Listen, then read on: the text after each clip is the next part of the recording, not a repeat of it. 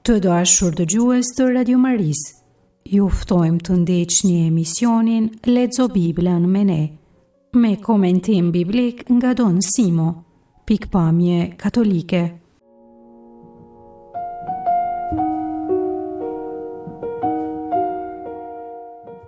Sot lexojmë pjesë prej librit të parë të Mbretërve me kapitulli 12 deri në 16. Vazhdojmë pra leximin e librit të parë të Mbretërve.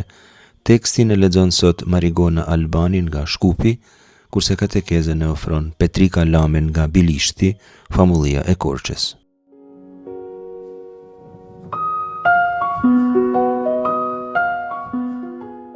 Nga libri i parë i Mbretërve, kapitulli 12, rreshtat 20 deri në 25.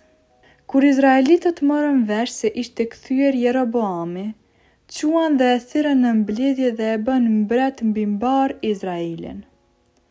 Su gjet askush që të donte ta ndiqte shtëpinë e Davidit, përveç fisit të Judës, të vetmit. Roboami erdhi në Jerusalem, e bashkoi mbar shtëpinë e Judës dhe fisin e Benjaminit. 180.000 ushtar, luftëtar të zgjedhur, për të luftuar kundër shtëpisë së Izraelit, për t'ia kthyer mbretërinë e Roboamit, birit të Salomonit. Por se fjala e Zotit i që drejtuar Semejit, njeriu të hyjet, i tha: fol me Roboamin, birin e Salomonit, mbretin e Judës, dhe me mbar shtëpinë e Judës e të Benjaminit, si dhe me mbar popullin tjetër e thuaj. Kështu thot Zoti: ruaj se dilni e luftoni kundër vëllezërve tuaj, bijve të Izraelit, secili le të kthehet në shtëpinë e vet. Shkaktari i kësaj Jamon e dëgjuan fjalën e Zotit dhe u kthyen siç i urdhëroi Zoti. Jeroboami e fortifikoi Sikejmin në malet e Efraimit dhe nguli të banoj në të. Pastaj doli prej andej dhe fortifikoi edhe Fanuelin.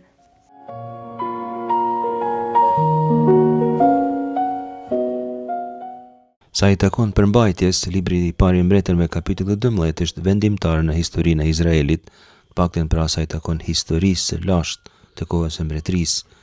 Pas vdekjes së Salomonit ndodh ajo që Zoti kishte paralajmëruar: unë do ta marr prej teje mbretërinë tënde e do t'ia jap një shërbëtori tënd. Libri i parë i Mbretërve kapitulli 11, rreshti 11. Te ky kapitull kemi ndërhyrjen e një profetit, Ahia.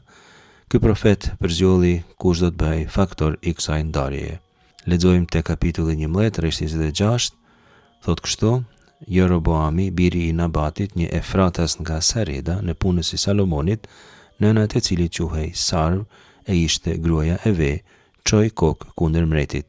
Një ditë profeti e takoi në rrugë Jeroboamin dhe teksti tregon kështu: e ndolli që asoherë Jeroboamin dal nga Jerusalemi, ta takoi në rrugë Ahia profet prej Silos. Ahia ishte mbështjell me mantel të ri, ishin çuk vetëm në fush. Ahia mori leshnikun e vet të ri me të cilin ishte mbështjell, e shqeu në 12 pjesë, e i tha Jeroboamit: merri 10 pjesë, sepse kështu thot Zoti hy Izraelit: ja unë do ta heq prej dorës së Salomonit mbretërinë e do t'i jap ty 10 fise. Ati do t'i lë vetëm një fes për shkak të Davidit shërbëtorit tim, e për shkak të qytetit Jerusalemit që prej të gjitha fiseve të Izraelit e zgjolla për vete. Libri i parë i Mbretërve kapitulli 11, rreshtat 29-32. Kjo ishte një veprimtari simbolike tipike profetike. Mantelin e vet e shqeu në 12 pjesë që përfaqësojnë 12 fiset e Izraelit. 10 pjesë do t'i hiqen Salomonit, 10 pjesë që përfaqësojnë territoret e fiseve të Veriut. Vetëm Juda do t'i takoj jugut. Fisi Benjaminit nuk përmenet sepse përgjithsisht konsiderohet si i asimiluar brenda fisit të Judës. Edhe libri i parë i Mbretërve 12:20 thekson se nuk mbeti pas shtëpisë së Davidit askush tjetër përveç se fisi i Judës vetëm. Libri i parë i Mbretërve 12:21 do ta shohim më poshtë, thekson këtë bashkim të Judës me Benjaminin në luftë. Edhe libri i dytë i Kronikave kapitulli 11 rreshti 12 aty tregon se Juda dhe Benjamini duket se konsiderohen si të ishin një fushë e vetme e sundimit të mbretit Jeroboam. Konteksti i librit të parë të Mbretërve kapitulli 12 është kriza e Shekhem. për të cilën lexojmë tek libri i parë i Mbretërve kapitulli 12, rreshtat 1 deri në 19. Jeroboami ishte kthyer nga Egjipti, ku kishte ikur nga Salomoni. Libri i parë i Mbretërve kapitulli 11, rreshti 40 tregon se ishte paraqitur te Rehoboami, djali i Salomonit, dhe kishte kërkuar lehtësime në taksa. Rehoboami ishte këshilluar me pleq dhe ata i kishin thënë ta bëjnë atë lehtësim, por ky ka dëgjuar rinin, sipas librit të parë të Mbretërve kapitulli 12, rreshtat 8 deri në 10. Mosdëgjimi i pleqve ishte një gabim serioz, sepse kemi thënë këshilli i tyre është i autorizuar të përfaqësoj krejt popullin. Pas kësaj ka ndodhur një tension, nuk e dëgjoi mbretin, por e braktisi atë, sikurse tregon kapitulli 12 rreshti 15. Vran mbledhësin e taksave, që e kishte emrin Adoram. Rehoboami u detyrua të ikte prej Shekhem, gati për të shpëtuar kokën gjallë. Pjesët që lexuam libri i parë i Mbretërve kapitulli 12, rreshtat 20 deri në 25 paraqet pasojat e kësaj krize. Për herë të parë shpallet mbretëria veriore e Izraelit, me në krye mbretin e parë Jeroboamin. Rehoboamit, mbreti i parë i Judes në mbretërinë e ndarë, u mundua pak sukses të bëj paqe, pa sukses sepse Jeroboami pastaj refuzoi ribashkimin. Tek ky lexim dëgjojmë edhe për ndërhyrjen e një profeti, Shemaia e kishte emrin. Kjo ndarje është përfundimtare, por jo e rastit, është efekt i mkatit të mbretit. Toka e premtuar, bashkimi i popullit, të mbledhurit e të gjithëve rreth të njëjtit mbret, janë shenja të bekimit të Zotit, janë dhurata, por që nuk duhen të konsiderohen si të mirëqena. Nuk themi se janë dhurata që meritohen me mundim e me aftësi personale, a thua se Izraeli ka të drejtë për to, sepse janë dhurata të Zotit, por gjithashtu themi se për t'i trashëguar deri diku duhen merituar dhe meritohen nëpërmjet besnikërisë ndaj beslidhjes. Tregon rreshti 20 se të gjithë dëgjuan se u kthye Jeroboami prej Egjiptit dhe e zgjodhen për mbret. Përdoret aty fjala shama, domethënë dëgjoj, folje që bie në kontrast me librin e parë të Mbretërve, kapitulli 12 rreshti 15, rastin kur Rehoboami, djali i Salomonit, lo shama hamelech alechem, nuk e dëgjoj popullin.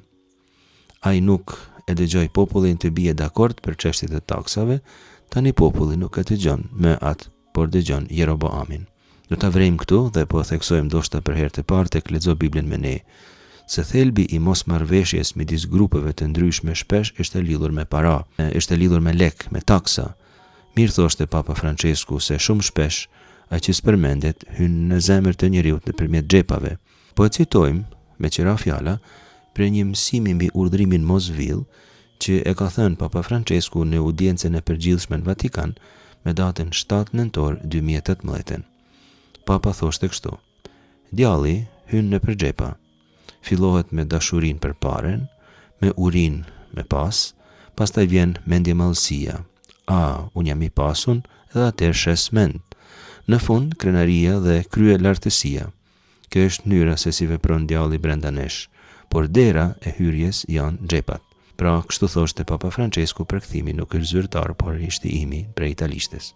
Populli e thirri mbretin e tyre të ri në Eda, në hebraisht, në kuvend, në tundim. Ata e zgjedhin vetë këtë mbret. Jeroboami zgjidhet mbret i rregull, pra krejt i ligjshëm. Ai nuk e bëri veten mbret, por ata e bën mbret. Dhe thot teksti, po lexojmë një herë në hebraisht, vayimlihu oto al kol Izrael. E bën mbret mbi gjithë Izraelin. Mirë po, folja himlih me intronizu mbret, me shpall mbret, ndodh prej popullit, jo prej një profeti, si të rasti i Saulit ose të rasti i Davidit. Është i ligjshëm sepse kishte shpall profeti Ahia, sikurse lexojmë te libri i parë i Mbretërve 11:29-39 që përmend me tashmë, por nuk kishte qenë lyer me vaj, nuk kishte qenë i shuguruar. Mbreti i veriut nuk është trashëgimtar i mbretërisë së Davidit, pikërisht sepse nuk është i shuguruar, por ai i jugut është trashëgimtar, mbreti i Judes. Kjo, siç është e kuptueshme, do të ketë rëndësi të veçantë për konceptin e Mesisë së Izraelit.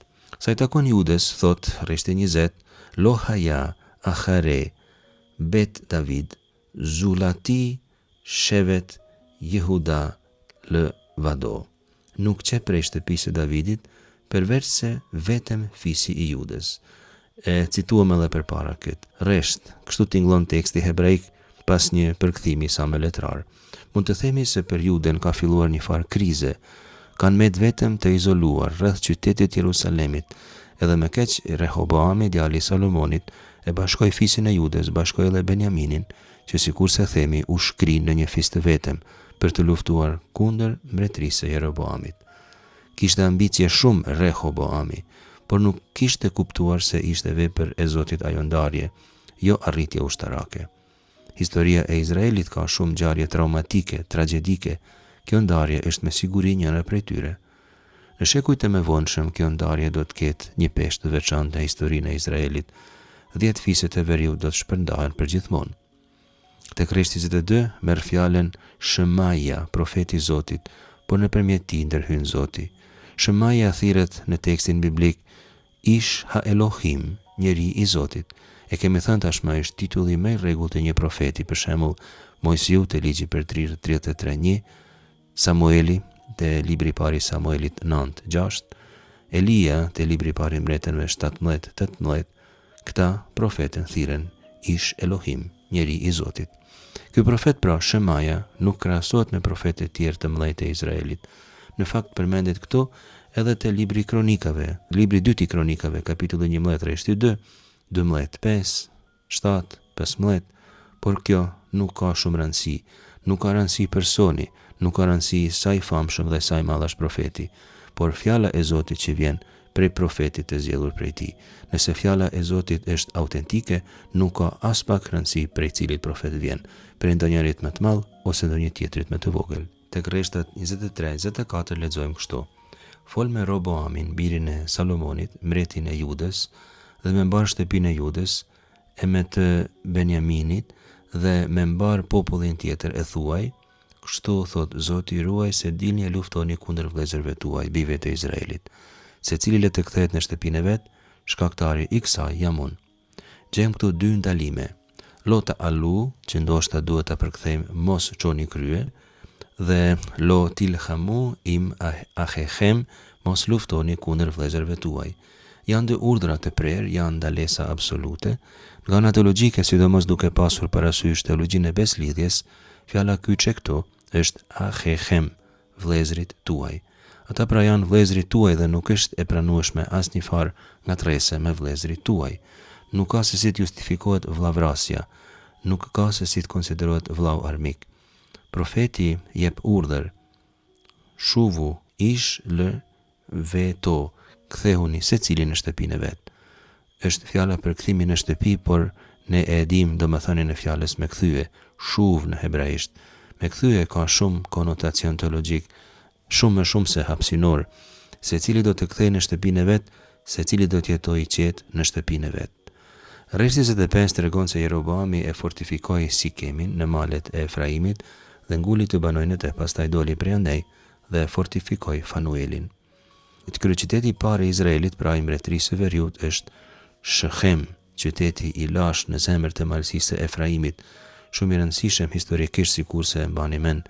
Zanafilla 12:6 tregon se Abrahami, kur erdhi në tokën në të cilën e drejtoi Zoti, zuri vend pikërisht në Shechem. Tek Zanafilla 34 gjejmë historinë e Dinës, e cila e mbani mend ndodh në Shechem. Tek Jozuehu 24, Jozuehu lidh 5 lidhje në Shechem. Zgjedhja e Shechemit si kryeqyteti të parë të mbretërisë veriore tregon se Jeroboami ka qëllim të vendoset brenda traditës së etërve dhe kështu të justifikojë ndarjen e mbretërisë dhe vlefshmërinë e tij si pris i këtij entiteti të ri. Ai shkoi në malet e Efraimit sepse edhe vet ishte prej fisit të Efraimit, kështu tregon libri i parë i mbretërve 11:26.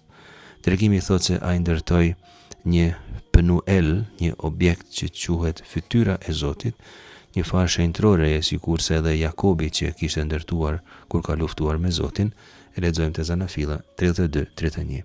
Penueli ishte në lidhje të Jordanit, Shekem në perëndim. Sipas gjasave, Jeroboami është duke fortifikuar mirë mbretërinë e tij, si në lindje, si në perëndim. Çfarë të themi si përfundim nga ana teologjike? Ndarjet ngjajnë midis zgjedhjeve njerëzore dhe provanisë hyjnore. Shumë elemente negative që gjejmë këtu, Zoti arrin të shndrojë në histori shëlbimi për popullin e vet. ngatresa, përçarje, tendenca për luftë e ndasi, Zoti i shndron në rast të tregoj praninë e vet dhe provaninë e tij. Pa marrë parasysh gjithçka, gjithkush jeton në paqen e shtëpinë e vet, dhe të dyja mbretëritë sa të plagosura qofshin, fillojnë të organizohen dal ngadalë. Shemaja, profeti, thekson dy gjëra teologjike. E para, asesi luftë civile, asesi vllavrasje. E dyta, ngjarjet që kanë ndodhur dhe do të ndodhin janë të domosdoshme sepse janë mënyrë si tregohet prania e bekuar e Zotit në tokë. Prania e Zotit nuk është abstrakte, ajo do të vrehet brenda ngjarjeve konkrete të historisë të cilave dim të japim emër, dhe në të cilat ne jetojmë dhe ndodhemi. E treta, të gjitha fiset e Izraelit do të konsiderohen si vëllezër. Teologjia e vëllazërisë universale, të cilën e promovon me forcë Krishterimi, i ka bazat në tekstet e vjetra të beslidhjes së vjetër. Të gjithë anëtarët e popullit të Zotit do të konsiderohen vëllezër.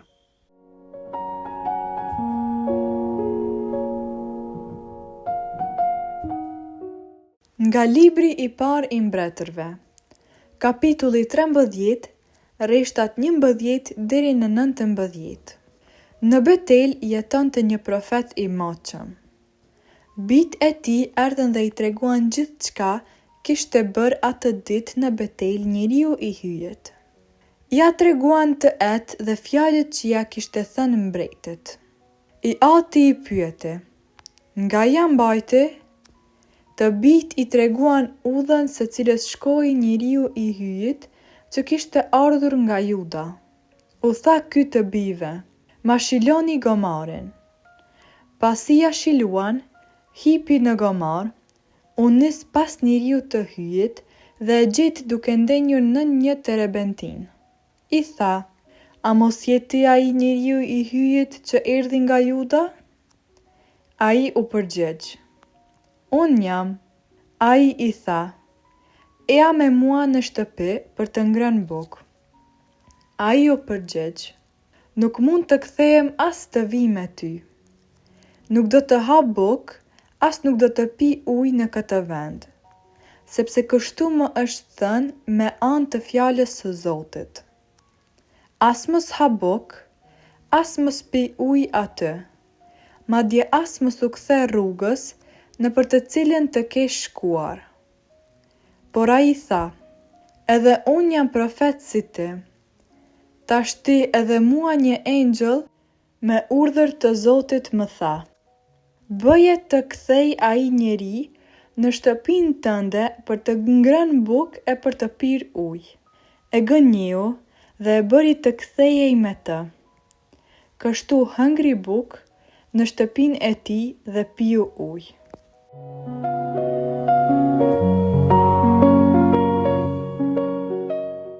Sikur se kemi thënë herën e kaluar me fillimin e leximit të librit të parë të mbretërve, fillojmë ngadalë të flasim për profecinë, për letërsinë profetike.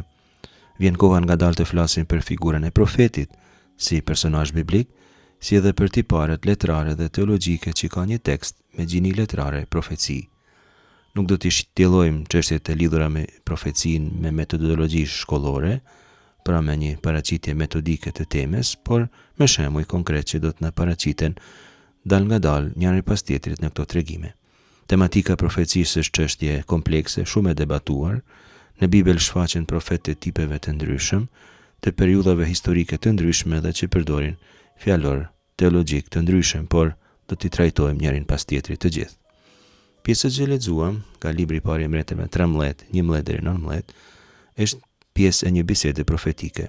Personazh kryesor janë dy profetë, një i ri e një i vjetër, të dy anonim, ishin të dy profetë të Bet-El. Konteksti letrar i tregimit është ky. Profeti anonim vjen në Bet-El nga Jehuda, kishte ardhur në Bet-El për të shpallur orakullin kundër Elterit e Jeroboamit. Kishte thënë kështu, Elter, o Elter, kështu thot Zoti, ja do të lind një djalë në shtëpinë e Davidit me emrin Jozi, ai do t'i flijojë mbi ty priftëritë e lartësive që kanë flijuar mbi ty kemin, edhe do të djeg mbi ty eshtra njerëzish njëkohësisht, dha këtë shenjë duke thënë, dhe ja shenja se janë fjalët e Zotit, ja Elteri do të çahet e hiri që është mbi të, do të derdhet. Tek pjesa që lexuam gjen një gabim të profetit, gjen një konflikt të një profeti kundër një profeti tjetër. Studiosit e konsiderojnë këtë tregim si epizod i rrallë në Bibël, ku një profet i rrem mashtron profetin e vërtet. Thot Reshti 11 se në Betel jetonte një profet i moqëm. Bijtë e tij erdhën dhe i treguan gjithçka kishte bërë atë ditë në Betel njeriu i hyjit, ky që kishte ardhur prej Judes. Ja treguan 8 edhe fjalë që ja kishte thënë mbretit. Profeti këtu karakterizohet Navi e Had Zaken. E para Navi dhe më thënë profet, ishte një status i njohur dhe i respektuar. E dyta e Had është fjala për një profet të caktuar, njëri i cili do prej profetëve, dhe e treta se ishte Zaken tregon se ishte me përvojë, ishte i vjetër. Por nuk tregohet emri i tij, nuk ka as nevojë sikur se thamë përpara. Profeti është rol, është funksion, nuk ka rëndësi në si e ka emrin. Kjo do të themi të vërtetën është e vlefshme edhe për profet të cilëve u adim emrin. Fakti se a jetonte në Betel tregon se rrinte në vendin e kultit të Jeroboamit, aty ku ai kishte kushtuar viçin e art. Për çfarë është fjala? Tregon libri i parë i Mbretërve kapitulli 12 rreshtat 26-30 kështu. Jeroboami bëri këtë pleqësi.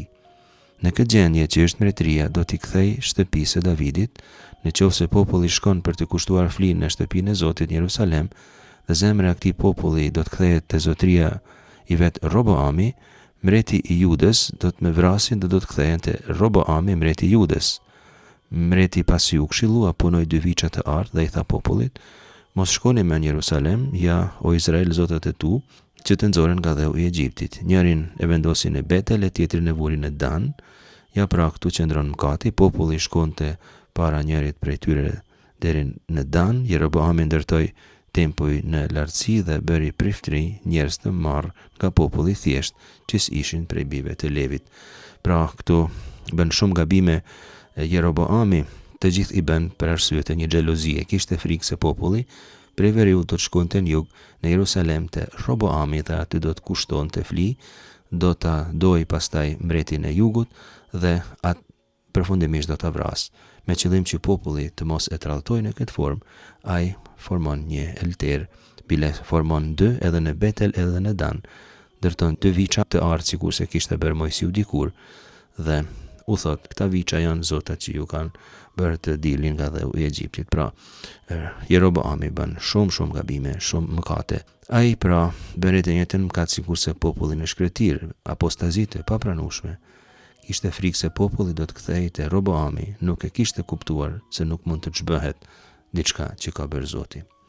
Fakti se profeti anonim ishte Joshev Betel, banonte në Betel, tregon se jetonte aty ku Jeroboami kishte kushtuar viçin e art.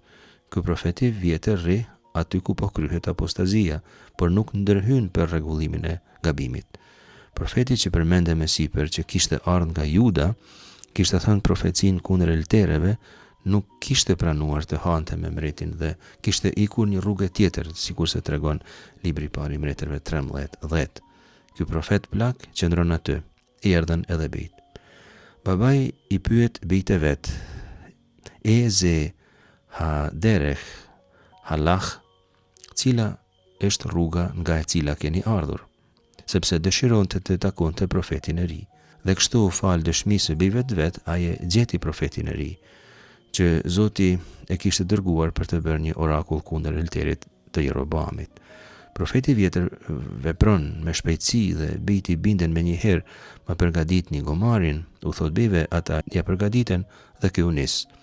Udhëtimi me gomar ishte transporti i zakonshëm i kohës, nuk do të habitemi pse ai udhëton me gomar. Rreshti 14 tregon se u nis pas njeriu të hyjit dhe e gjeti duke ndenjur në një terebind. I tha: a mos jeti a njeriu i hyjit që erdhi nga Juda? Ai ju përgjigji: un jam. Thuhet në hebraisht vajelech aharav, eci pas ti. Kuptimin e ka endoqi, e kërkoj për ta gjetur, por se shprehja halach ahare, me ec pas e kemi parë, përdoret për të shprehur apostazi, sikurse tek formulimi halach ahare Elohim ahirim, me ec pas zotave tjerë, me kemi takuar disa herë.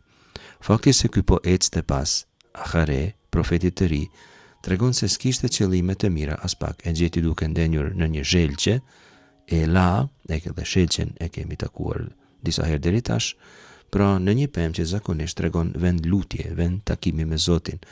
Ela si vend lutje e gjejmë për shembull te Zanafilla 12:6-35-4, te libri i gjyqtarëve 6:11 e tjerë. Profeti i ri pushon në lis, ishte ose në lutje, ose duke pushuar, ose duke pritur detyra tjera nga Zoti. Profeti i vjetër është në ndjekjet e tij, nuk dihet akoma qartë qëllimi që ka. Tregimi pra ka një thjeshtësi narrative, lexuesi e pyet veten çfarë do të dojë profeti i vjetër, pse po e ndjek profetin e ri që kishte qenë te mreti, kishte bërë një orakull dënimi dhe s'kishte pranuar të hajë me mretin, i kishte shprehur kështu një farë mungesë respekti. Kur u takuan, gjëja e parë që ngutet të bëj është të sigurohet se është ai. A jeti ai njeriu i Zotit që ka ardhur nga Juda? Duket si pyetje retorike, e dinte mirë kush ishte, por po hynte kështu në bisedë. Ky u përgjigj ani në hebraisht, unë jam. Përgjigje qartë dhe pa pyetje shtesë. Nuk e pyet pse po pyet ose kush jeti. Pa pritmas, profeti plak e fton në shtëpi për bukë. E kishte ftuar për bukë dhe Jeroboami, por ky e kishte refuzuar. Ftesës leh i ti ha bajta, eja me mua në shtëpi, duhet të vendos ati përgjigj apo jo. Pyetjes a jeti, ai u përgjigj me njëherë, ani, unë jam. Kjo është një karakteristike profetit, ai nuk fshehet asnjëherë, del përpara sfidave me fytyrën e vet. Tani është përpara një sfide tjetër, përpara ftese të vijë në shtëpinë e profetit plak dhe të haj bukë. Tek libri i parë i mbretërve, kapitulli 13:9, Zoti kishte thënë të mos haj bukë, as të mos pi ujë të mreti. Tani kjo ftesë është një tundim. Profeti i vjetër e dinte se e kishte të ndaluar, por e tundon, e fton njësoj. Profeti i ri refuzon edhe këtë ftesë, nuk mundem të kthehem, as të vi me ty, nuk do të ha bukë, as nuk do të pi ujë në këtë vend, sepse kështu më është dhënë me anë të fjalës së Zotit. As mos ha bukë, as mos pi ujë atë, madje as mos u kthe rrugës nëpër të cilën të kesh shkuar. Libri i parë i mbretërve 13:16-17. Profeti i ri, ribesnik urdhrimit bile, ai thotë jo vetëm nuk ha, por nuk ha me ty. Bashkëndarja e ushqimit ka domethënie simbolike të solidaritetit. Ushqimi me dikë krijon lidhje. Ky profet nuk mund të hyjë në lidhje me profetin e Betel, për arsye se do të thoshte se aprovon veprimtarinë që edhe ky profet vet i aprovon atje në Betel. Pra gjejmë këtu këtë element simbolik tek refuzimi i ushqimit, tek refuzimi i shoqërisë me atë person. Arsyet janë të gjitha të qarta profetike. Ki ben diber elai bë davar Adonai, sepse kështu më ka thënë fjala e Zotit. Refuzimi ka arsye teologjike. Davar Adonai, fjala e Zotit. Profeti i ri nuk refuzon pse i teket, por sepse po kryen shërbesën për çka është i zgjedhur, të dëshmoj fjalën e Zotit. Edhe fakti se ndron rrugësh simbolik, rruga që çon në Betel, çon në apostazi. Profeti simbolikisht duhet të gjejë një rrugë tjetër. Mirë po profeti plak e rrajti, e mashtroi. A i tha, edhe unë jam profet si ti, tashti edhe mua një engjëll me urdhër të Zotit më tha, bëja të kthej a njeri në shtëpinë tënde për të ngrënë bukë e për të pirë ujë. Kjo ishte një rren puro. Kjo është një rresht enigmatik, nuk është lehtë të kuptohet pse e rren plaku profetin e ri. Ngam ani navi hamoha, edhe unë jam profet si ti, thot. Ky tregon statusin e vet profetik. Profeti i vjetër nuk prezantohet si njeri i zakonshëm, por si profet, ka të njëjtin status me atë të cilin po gënjen. Rrena bëhet e rënd, mashtrimi i personit që ka të njëjtin status. Profetët duhet të bashkëpunojnë, jo njëri të pri në gabim tjetrit. Ai i thot se një engjëll ka folur me te, e para që çështjen thuaj se vjen prej Zotit jo prej ti, ashtu si duhet të vi çdo çështje profetike. Ai pra falsifikon dy nga elementet më autoritare të zbulimit hynor, burimin e fjalës së Zotit, se pra vjen prej një engjëlli, dhe përpasoj vetë fjalën e Zotit. Pretendon se është fjala e Zotit, diçka që nuk është fjala e tij. Vazhdojmë pra edhe tek kjo pjesë lexo Biblen me ne të flasim për rrenat sikurse edhe herën e kaluar. Autori i tregimit jep një koment. Vë Hazev lo e mashtroi, thot vet autori. Lexuesi duhet ta di të vërtetën pavarësisht se profeti i ri nuk e di ende. Pyetja pse gënjeu profeti vjetër është shumë e debatuar, teksti nuk jep shpjegim, por u gënjye profeti i ri, në krahasim për shembull me Salomonin, që nuk u gënjye te rasti i rënëve të gruas së parë që lexuam herën e kaluar. Disa autor flasin për xhelozitë e profetit plak ndaj profetit të ri, tjerë mendojnë se ishte tentativë për ta diskredituar, tjerë e konsiderojnë si test që i bëhet profetit të ri. Ndonjë autor ka theksuar se mësimi i këtij është se profeti duhet të qëndrojë besnik urdhrit të Zotit pa marrë parasysh ndërhyrjet njerëzore. Sidoqoftë tregon Rishti 19 se ky u kthye dhe hëngri me të. Libri i parë i Mbretërve 13 i tregon pasojat edhe këto kanë karakter simbolik, si shumica e gjërave kur janë në pyetje profetet. Rreshtat 20-26 tregojnë se profetin e ri e ha Luani. Në formë të përmbledhur mund të themi se pari profeti nuk duhet të ndryshojë urdhrin e Zotit, nuk duhet ta zaventësoj me një urdhër njerëzor. Sado autoritet ketë njeriu që jep atë urdhër. Teksti ka një qortim, duhet pas kujdes sepse edhe urdhri i vërtet hyjnor mund të relativizohet nga njeriu. Teksti nuk thot se profeti i ri ishte i dobët, se nuk dinte, se nuk donte të qëndronte besnik. Teksti thot se u gënjye, pra kjo gjë mund të ndodhë, njeriu mund të mashtrohet. Së dyti, besnikëria ndaj fjalës hyjnore është detyrë absolute, pa kompromise. Profeti i ri kishte urdhër të qartë që duhej ta mbante pavarësisht pretendimeve të kundërta, qofshin edhe nga profet me përvojë. Si përfundim mund të citojmë Shën Paulin tek letra Galatasve kapitulli i parë rreshti 8. Ai thoshte kështu: Tashtin qofse edhe ne vet ose edhe ndonjë engjëll prej qiellit ju predikon një ungjill tjetër, të ndryshëm nga ai që ju patëm predikuar ne, qoftë mallkuar. As dëshmia eventuale e një engjëlli nuk është justifikim për të shtrembruar fjalën e Zotit ose të ungjillit, siç thot Shën Pauli, por duhet të themi se përdit në forma të ndryshme gjejmë justifikime për të mos qëndruar besnik, sa të ftoftit, sa të nxehtit, sa lodhja, sa mërzia, na çojnë shpesh të sajojmë ndonjë ungjill që na përshtatet neve e të lëshojmë pe e të mos qëndrojmë besnik ungjillit të Krishtit.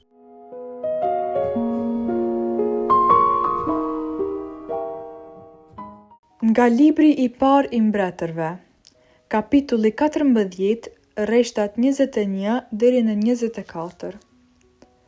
Roboami, biri i Salomonit, mbretëroi në Judë. Ishte 40 vjeçar kur u bë mbret.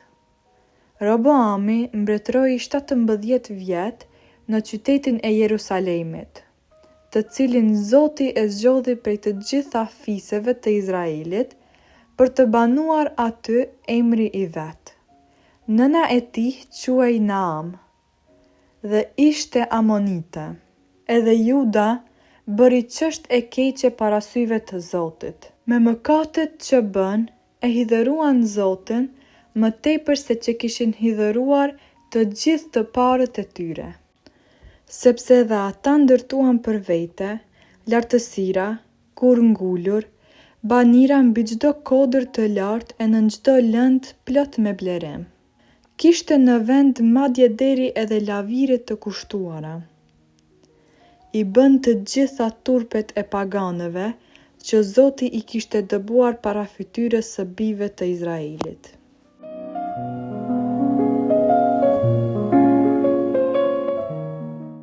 Kjo pjesë e shkurtë që lexuam sposton skenarin e Jude në mbretërinë e Jugut. Mbret pra është djali i Salomonit. Nëse doni, mund të lexoni librin e parë Mbretërve 14:1-20, që tregon një farë biografie të tij, shumë esenciale. Gruaja e tij viziton profetin Ahia e preokupuar për fatin e familjes së saj dhe të mbretërisë. Ky i shpall një orakull, gjykimi, pas të cilit i vdes djali. Edhe këtë motiv e kemi hasur disa herë deri tani tek lexo Biblën me ne, sidomos te letërsia deuteronomistike, vdekjen pra të djalit. Si shembull mund të marrim vdekjen e djalit të Davidit dhe Betsabes, me të cilin mbet shtatzan dhe për të cilin dërgohet Uria në vdekje. Këto janë fjalët e profetit Natan me atë rast, pasi me këtë veprim e bëre të blasfemojnë armiqtë të Zotit, djalit që të ka lindur me siguri do të vdesë. Libri 2 i Samuelit 12:14. Davidi u pendua, agjeroi dhe u lut, por fëmia u smur dhe vdiq ditën e 7 pas lindjes. Rasti i dytë, djali tjetër i Davidit, Amnoni, vdes i vrarë prej Absalomit, e kemi parë. Me vonë edhe vet Absalomi vdes. E treta, pak a shumë të njëjtën histori gjejmë tek bijtë e Saulit, Jonatani, Aminadabi dhe Malkishua, së parit e me vonë edhe Ish Boshet, të gjithë vdesin. E mani men, edhe vetë djemtë e profetit Samuel në pleqrinë e profetit dalin dore krejtësisht edhe pse nuk tregohet se vdesin. Si ta kuptojmë vdekjen e djemve, kemi thënë se hermeneutika e përshtatshme e këtyre teksteve ka shumë rëndësi. Pra e gjithë këtyre historive pa përjashtim, pas tyre fshehet një teologji, është pa përjashtim një mësim feje. Nuk do t'i lexojmë këto tekste si tregime kurioze të historisë familjare të këtyre mbretërve, sepse këtë qëllim se kanë këto tekste as pak. Ato janë porosi e qartë si duhet të jetohet feja, flasin për njeriun e për Zotin. Bekimi vjen prej Zotit dhe Zoti bekon sipas autorit deuteronomistik, posaçërisht mbajtjen e beslidhjes. Termi mbajtje beslidhjes me fjalë tona kishte qenë mbajtje urdhërimeve, sidomos e urdhërimit të parë. E kemi thënë sa herë se një ndër mëkatet më të urryeshme në Izrael është apostazia. Nëse për njeriu bekimi më i madh është familja, bekimi më i madh është i Zotit janë fëmijët, dhe nëse është e vërtetë se bekimi vjen prej Zotit, atëherë nuk është e mundur që asnjë bekim të vijë prej apostazisë ose prej mëkatit në përgjithësi. Ky është mësimi, jo se Zoti dënon mëkatin e prindve për fshijellje të mbretit në fëmijë. Teologjia shpesh mësohet në Bibël nëpërmjet këtyre tregimeve.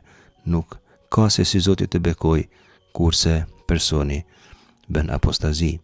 Tregon Reshti 21 se Rehoboami ishte 41 vjeç kur filloi të sundoj, por Salomoni, sipas librit të parë të Mbretërve 11:42, ka sunduar 40 vjet. Rehoboami ishte rritur si djalë i mbretit dhe Salomoni e zgjell si trashëgimtar, sepse kishte pas afer, ndoshta pse ja kishte bërë qefin, por jo pse kishte moshën e duhur ose urtin, sado pak të përafërt me babën e vet. Në të vërtetë e shohim se ka jetuar me babën e urt, por nuk ka mësuar shumë prej urtisë së tij. U bë pra Rehoboami mbret në Jerusalem. Ky është qyteti i shenjtë, karakterizohet këtu si qyteti të cilin Zoti e zgjolli prej të gjitha fisëve të Izraelit për të banuar aty emri i vet. Autori deuteronomistik e përsërit shpesh këtë formulim se Jerusalemi është vendi ku banon emri i Zotit. Për shembull, te ligji për trirë 12, rreshtat 5, 11, 14 ose libri i parë i mbretërve kapitulli 8, rreshtat 44, 48, edhe kapitulli 11, rreshti 13, rreshti 32, por si po e shohim menjëherë në Jerusalem ndodhin gjëra që nuk i përshtaten këtij titulli. Mbreti i qytetit të zgjedhur nga Zoti e profanon krejtësisht. Emri në nënës së tij ishte Naama, pak a shumë si Naomi, dhe kjo nuk ka shumë rëndësi teologjike sepse është një emër i rregullt. Kjo fjalë domethënë e këndshme, e dashur, por fakti se ishte amonit kjo grua ka më shumë rëndësi se emri i saj Naama. E dim se Salomoni kishte gra amonite, kapitulli 11, rreshti i parë i librit të parë të mbretërve. Ndoshta kjo origjinë në nënës së tij shpjegon arsyet e apostazisë së tij, është mësuar keq prej traditave të nënës. Për vepër të keqe në sy të Zotit akuzohet Juda. Vaja as Jehuda hara bëne Adonai. Pra veprat e këqija i bën mbreti, mirë po për këtë akuzohet populli. Është një entitet kolektiv, jo vetëm Rehoboami si individ. Mbreti vetëm përfaqëson krejt popullin. Mirë po fakti se theksohet popullata tregon se apostazia është bërë kulturë popullore, është gjendje shpirtërore e përgjithshme. Gjithmonë e themi, nuk bëhet alarm ndonjë devijim sporadik, por shndrimi i devijimit në praktikë kolektive. Kjo praktikë është një farë teprileje shumë e madhe, saqë edhe etrit që boll të pa fe kanë qenë me ua pas lakmi, thot libri i parë i mbretërve. Përdoret pikrisht folja kana, që do më thënë xhelozi, e kishim përmenur këtë emen, ose këtë mbiemen më mirë më thënë, kur Zoti te libri i daljes thot se është Zot xheloz. Aq të pa fe, saqë edhe etrit me ua pas xhelozi, kaq të pa fe ishin njerëzit në kohën e Roboamit në Jerusalem. Kështu lexojmë te rreshti 23. Edhe ata ndërtuan për vete lartësira, ngurngulur, banira, mbi çdo kodër të lartë e në çdo lëndë plot me blerim. Gam Hemma edhe ata, si vëllezërit e tyre verior, kanë ndërtuar bamot, janë shenjtërore lokale, në formë elteri që ndërtoheshin kudo dhe përdoreshin për të ushtruar kult të idhujve të vendeve lokale. E dyta macevot janë shtylla si vende kulti që ishin si përmendore, sikurse i ka bërë Jakobi për shembull në përkujtim të beslidhjes, sikurse lexojmë te Zanafilla 28, rreshti 18, rreshti 22, por edhe Zanafilla 31, rreshti 45. Mirë po ligji për trirë, kapitulli 7, 5 dhe 12, 3, urdhëron shkatrimin e tyre, sepse në kontekstin e ri në të cilin ndodhet Izraeli, janë shenjë idhujtarie. Dhe e treta, Asherim, janë hyni kananite që kemi quajtur Ashera, e kemi theksuar sa herë në leximet tona, pra Ashtarte, është hyni pagane pjelloris. Kjo veprimtari pagane ishte e tepruar mbi çdo kodër të lartë e në çdo lënd plot me blerim. Pra mund ta imagjinojmë Jerusalemin dhe kodrat përreth, plot e përplot me kulte të tilla pagane. Në thelb mund të themi se këto nga ana teologjike tërhiqet vëmendja kundër shtrimit të apostazisë në ves kolektiv. Është e mundur kollaj, dhe këtë e dim prej përvojës tonë personale, që praktikat e caktuara mëkatnore të bëhen praktika të zakonshme të përditshme. Thuhet për shembull se një mëkat nuk është më mëkat sepse e bëjnë të gjithë. Fakti se është bërë praktika rregullt shndrohet në justifikim të veprimit mëkatnor. Duhet ta shfrytëzojmë rastin të themi se mëkati nuk ka asnjë justifikim. Mëkati mund të ndodhë, por mëkati nuk mundet dhe nuk duhet të justifikohet. Do t'i kërkojmë Zotit forcë në tundime dhe mëshirë për mëkatet tona.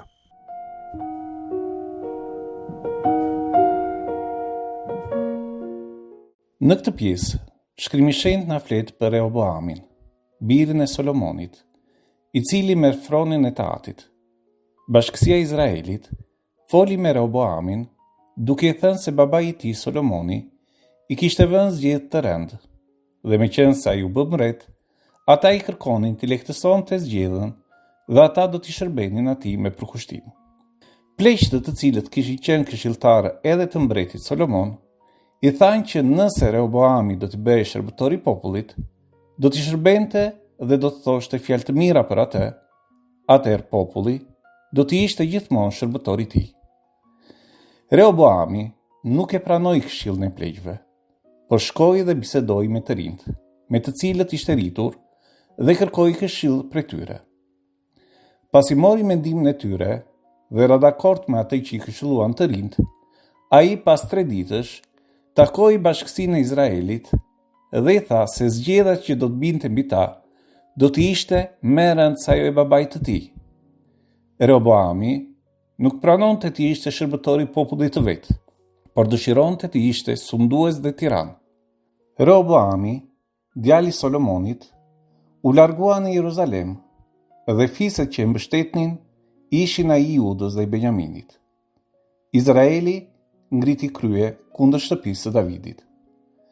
Gjithçka u krye që të shkonte në vend profecia që kishte bërë Zoti, me qëllim që mbretëria t'i kalonte Jeroboamit, birit të Nebatit, i cili ishte kthyer nga Egjipti për të marrë drejtimin e mbretërisë.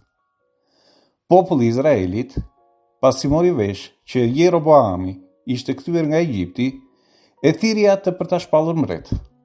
Rehoboami mblodhi ushtri nga fisi i Judës dhe Benjaminit për të sulmuar mbretërinë e Izraelit, por kur mori vesh që gjithçka kishte ndodhur ishte dëshirë e Zotit, ai dhe ushtarët e tij nuk sulmuan vëllezërit e tyre. Jeroboami, nga frika se populli i Izraelit, duke shkuar të bënte fli në tempullin e Zotit në Jeruzalem, do t'i bashkojë mbretërisë Rehoboamit e çoi popullin e Izraelit në mëkat.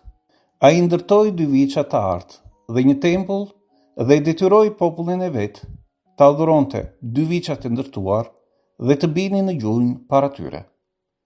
Në tempullin e ri nuk zgjodhi priftëri nga fisi i Levit, po vuri priftëri nga fiset e tjera.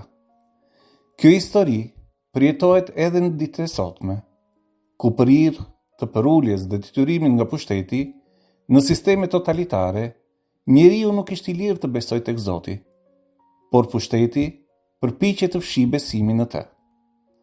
Pushteti bën që për hir të frikës të humbasin vlerat njerëzore dhe hyjnore të njeriu. Ashtu sikurse Jeroboami detyroi popullin e vet t'i falej dhe t'i bënte fli idhujtarie 2 viçave të artë, ashtu edhe pushteti në shumë vende të botës përpiqet të fshijë besimin te Perëndia dhe të krijoj idhuj të tjerë të preferuar nga drejtuesit. Kur Jeroboami po bënte fli në altar, një njeri perëndis nga Juda, me urdhër të Zotit, paralajmëroi se mbi atë altar të remë, një djalë i lindur nga fisi Judës do të flijonte priftërinë e faltoreve. Altari do të çajë dhe prej tij do të dilte hi. Jeroboami zgjati kraun për të urdhëruar ushtarët, por krau i tij u tha: ai ju lut njeriu të Perëndis, që t'i lutej Zotit, që t'i kthente kraun, dhe pas lutjes, krau ju kthye.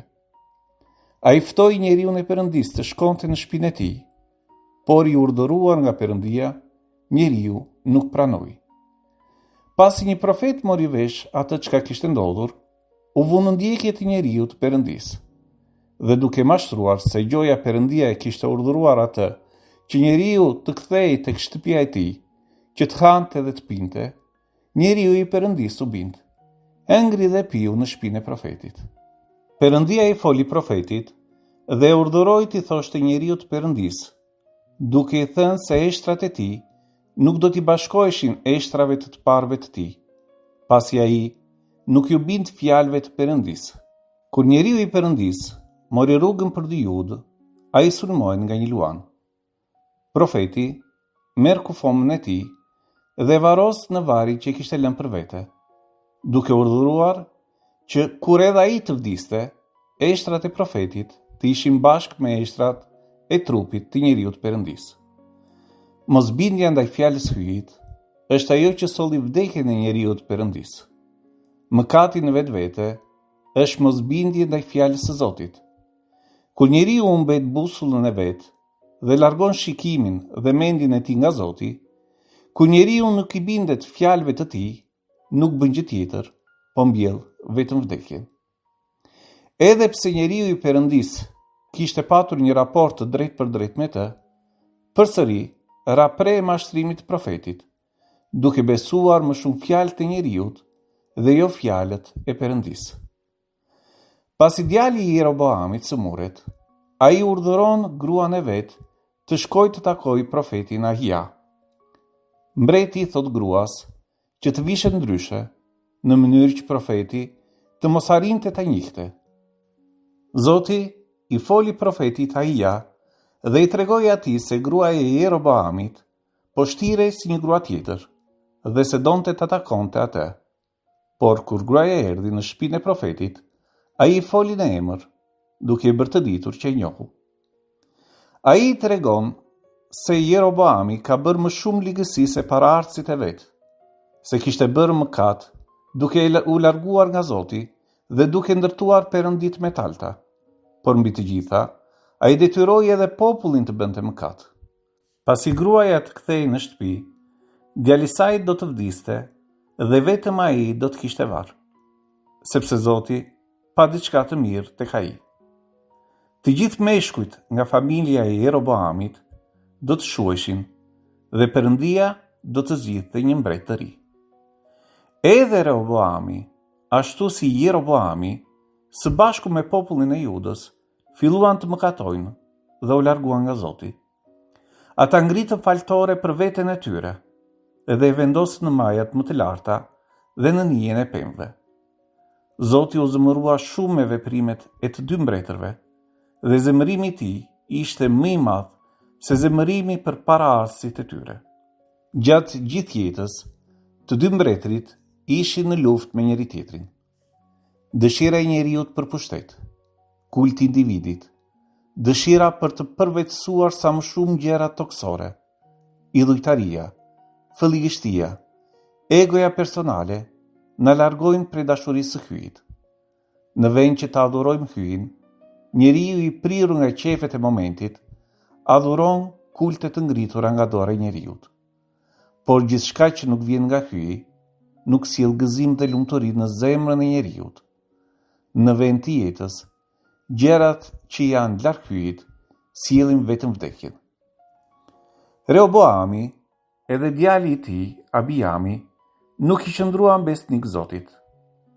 Ata vazhduan të ngridhin faltore dhe të silleshin më keq nga popujt që Zoti kishte larguar prej Jeruzalemit. Pas tyre, mbretërinë e drejtoi Asaj. Asaj, biri i Abijamit, si pasardhës i Davidit, bëri çka ishte drejt para syve të Zotit. Ai shkatërroi të gjitha kultet dhe faltoret njerëzore dhe të gjithë idhujt që kishin bërë para arsit e tij. Të vetmet faltore që nuk arriti të prish, ishin ato që gjendeshin në vende të larta. Zemra e tij qëndroi pranë Zotit. Të gjitha sendet e çmuara, prej argjendi dhe floriri, që ishin kushtuar Perëndis nga Jati dhe vetë ai, u çuan në tempullin e Zotit. Midis Judës dhe Izraelit pati gjithmonë luftë. Lufta vazhdoi edhe midis Asajit, pasardhës i Abijamit dhe Bashait, pasardhës i Jeroboamit. Të gjithë pasardhësit e Jeroboamit, Elau, Zimriu, Omriu, Ahabi, u sollën njeri më keq se tjetri. Ata vazhduan të ngrinin kulte, të shtynin popullin të mëkatonte, bën popullin e Izraelit të vuante. Një njeri, i cili u mbet besimin tek hyi dhe jepet pas lavdisë së tij, pas idhujve që krijon, nuk mund të mbjellë gjë tjetër përveç se përçarjes, palumturisë dhe vdekjes. Sado njeriu të mundohet të ngrer veten, duke u bazuar tek fuqia vetvetes, gjithmonë mbetet i vogël, i mirë dhe gjithmonë pa dinjitet. Njeriu bëhet i madh, vetëm atëherë kur Zoti e ngre lart, në dinjitet dhe i quan birin e vet.